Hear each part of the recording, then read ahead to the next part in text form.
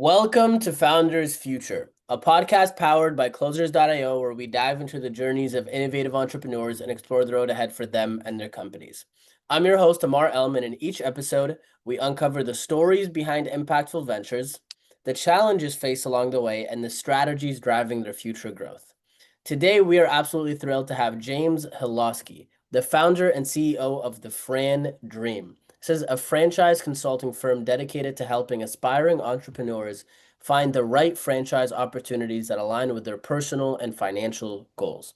With a background in the fast food industry and a passion for empowering others, James has guided numerous individuals, including retired athletes, through the process of franchise ownership. James, welcome to Founders Future. Thank you so much for having me. I really appreciate it. Anytime. I am excited to dive in. I always like to start from the beginning. So take us back to before you started the FranDream. What were you doing at that time? And then what was the motivation behind starting your company? Yeah, absolutely. So I really was in corporate of a fast food company, like 20 plus years, regional director for them, worked my way up during this whole time. So I worked up the corporate ladder.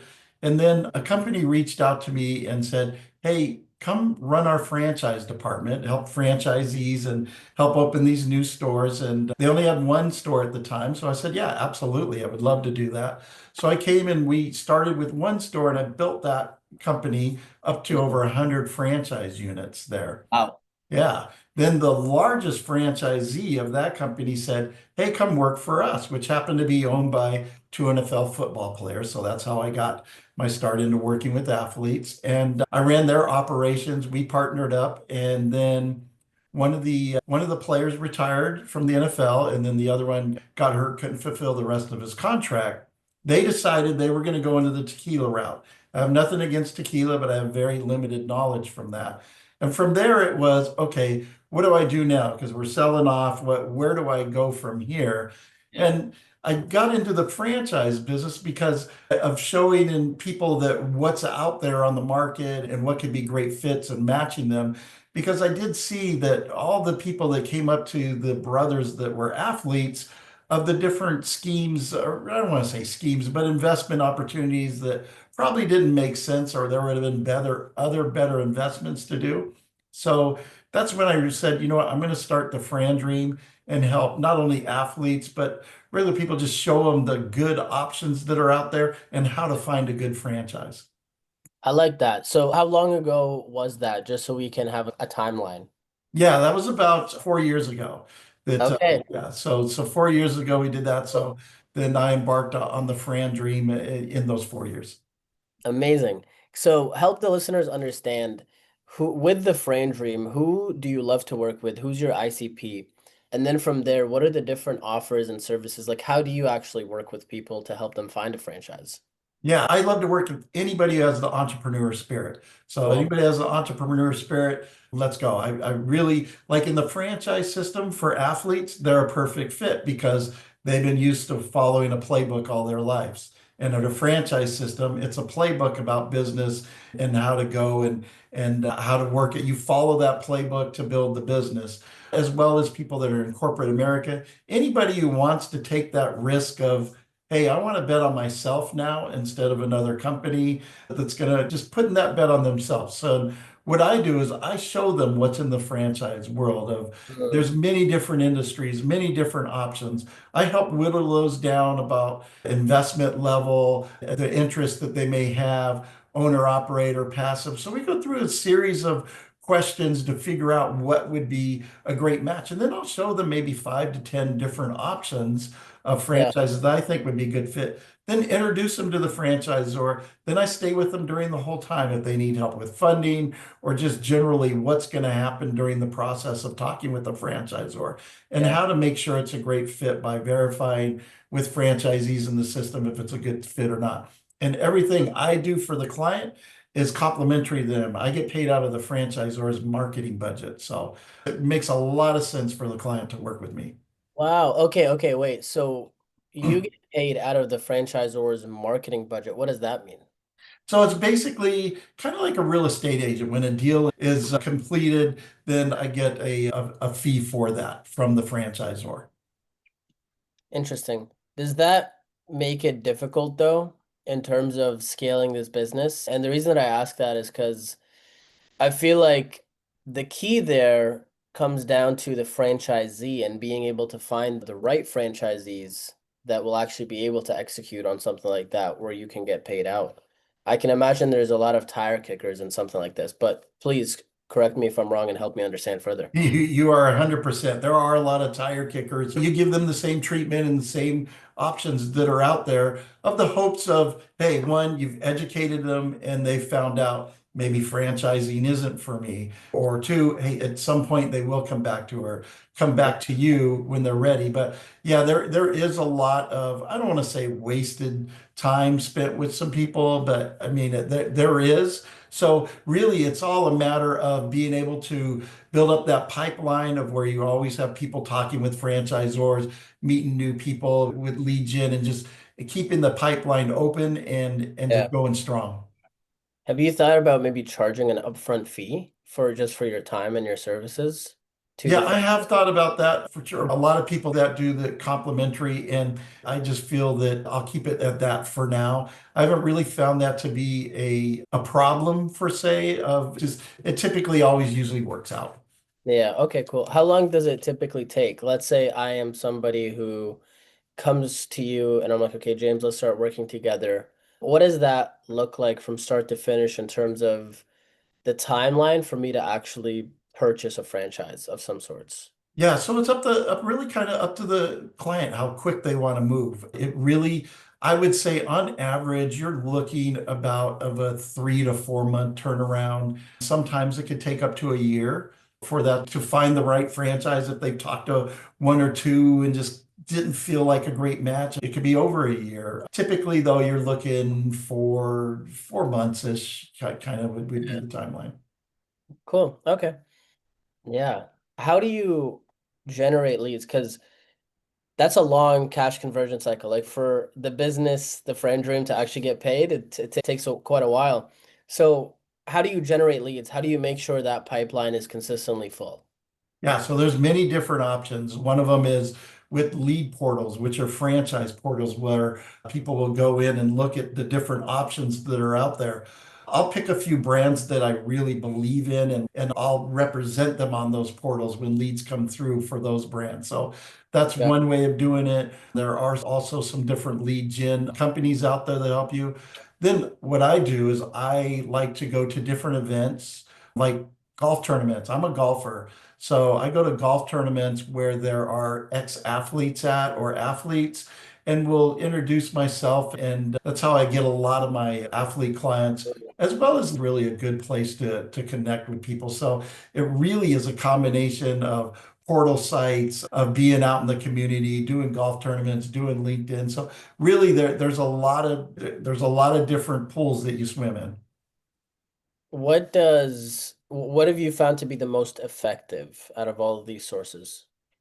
So I found really the lead portals have their place of advertising with different brands. Those can be a little bit good because if it's a brand that you've picked, that might make the cycle really quick if they already know they like this brand. So that's been very effective with the athletes. It's been very effective on LinkedIn and the golf tournaments that are out there. So, and then obviously there's some print ads that are done too for just the FranDream that effective. So I would say they all have their place in the FranDream of producing lead gen, but I would say probably the top would be probably those lead portals. Got it. Okay, very interesting. I can see why that's the case because they're kind of already raising their hand saying they're interested in a specific franchise. Is that the case? Correct. Yeah. Okay. Specific franchise. And sometimes they'll just be into that franchise and then talk with them about it. And then you go, they probably aren't a good fit or they want to explore. And then, of course, we help them explore different brands that are out there. But yeah, that the kind of the hands already raised. And of course, you have the tire kickers that just say, hey, I'm just looking for information or Yeah, afraid to talk to you. Then if they're afraid to have a phone call with you, then they're probably not good for a franchise system. 100%. What does the sales process look like? Or is there even a sales process for you with the franchisee? If that makes sense. Like how Is there even a sales process? Do they have to sign anything with you or no? No, for me, it's a relationship of, hey, I'm going to help you find the right fit and I'm going to introduce you to the franchisor. Now, there is a process for me after that franchisor, and it's basically up to client to use me as much or as little as they want. But after every call that they have, I'm following up. Do you have any questions? Is there something you don't understand? Or I'm sending a questionnaire of, hey, these are the questions you said ask the franchisor in your initial meeting. After that, if you're getting an FDD, which is a franchise disclosure document, here's the questionnaire, how to read that. Do you want to have a call to go over that? What about funding? What are you looking like there? Can we talk about funding? Do you need help finding a lender? And basically, I will help guide them through that Yeah. whole process of with the franchisor. Some use me a lot. Some are in with the franchisor and they don't use me. They just have a couple questions here or there. Yeah, I like that. What are your top priorities over the next 6 to 12 months? So if you think about your vision, what you're looking to accomplish, are there any specific revenue targets, performance targets that you're looking to hit? And really, what are your top priorities over the next 12 months? Yeah, so really over the next 12 months, I kind of measure the business as it's got to grow year over year. So I don't want to be stagnant. I Mhm. want to increase sales year over year.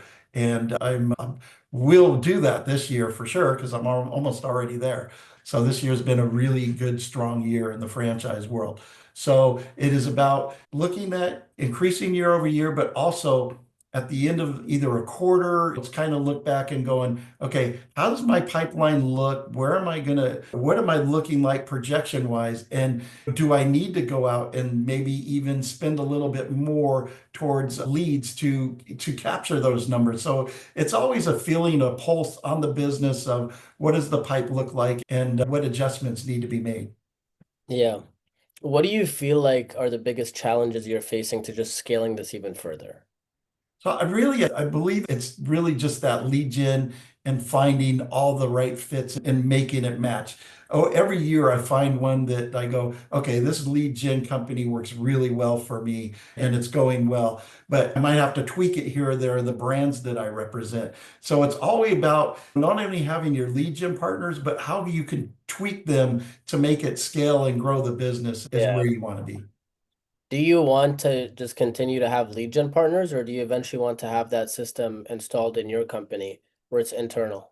That's a great question. And I've thought about many times, and that's one thing that I'm looking at of if I didn't have any gen companies, what would that do? Really, when I first started doing the FranDream, I tried to do that and I tried to do a system that was kind of my own, and it really didn't work.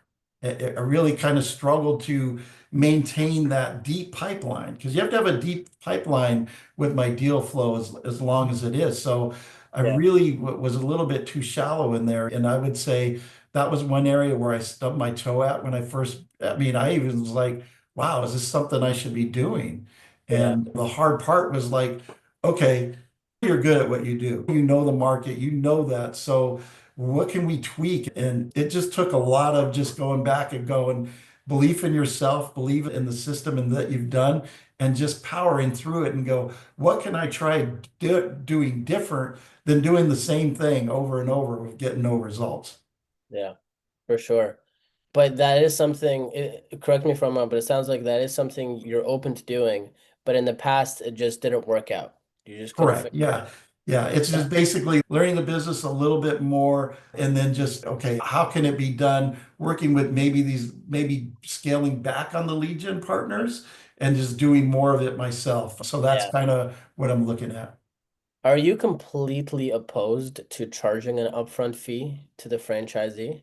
As Not long as, 100% completely imposed, but it really, they could go to in the like with my lead gen partners, there are other franchise brokers out there and they don't charge a fee. The yeah. majority of them don't. I So get what you mean. I get yeah, what you mean. yeah. It just comes down to the competition.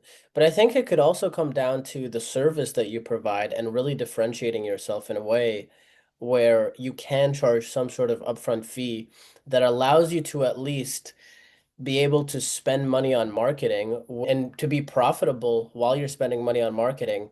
And then the back end is just gravy on top. You know what I mean? And instead of just solely relying on the back end. But I guess I know you have to go, you have a call coming up, but what's one tip you would give to new entrepreneurs, aspiring entrepreneurs that are looking for franchises or that are maybe thinking about, hey, should I get into a franchise? Should I buy my own business? Or sorry, should I start my own business? What's one tip you would give to aspiring entrepreneurs looking to break into the franchise world in 2025?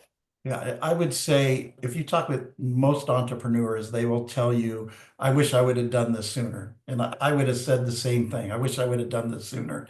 Mm. And it's just really being able to take that leap out of wherever you are, if you're in a job or just in the corporate world. I really think that whole process is take that leap, bet on yourself, and just get into it. Now, in a franchise business, a little bit different because you're going to have that help and you're going to have that playbook. So, for a new business, for a new entrepreneur, it makes a lot of sense that you'll have that guidance from opening to the ongoing support of to go out into the franchise world and into a franchise business. Now, if you're an existing business owner and you like to do things your own way and you don't follow a system, I would say franchise business probably isn't for you because you're not going to be able to follow Yeah. the system.